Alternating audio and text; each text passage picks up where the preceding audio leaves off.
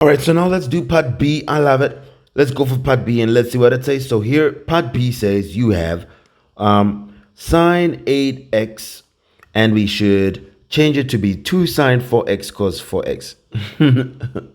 I mean, we already know that double angles say that.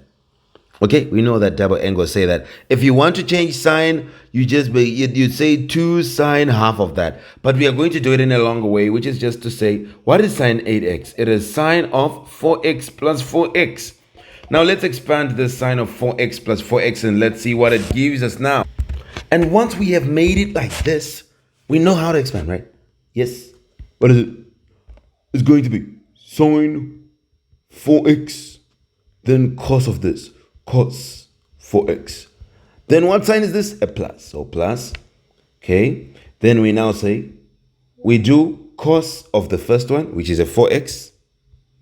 Then sine of the second one, which happens to be a 4x as well. So sine 4x. And what do you now have? Sine 4x, cos 4x, cos 4x, sine 4x.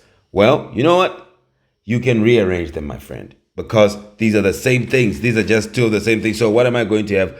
I can just say, let me start with sine 4x on both. So this is just going to be sine 4x cos 4x plus sine 4x cos 4x again, okay? Sine 4x cos 4x again. Then what do I have? I have 2 of these. So I'm going to just write it as equal to 2 of sine 4x cos 4x.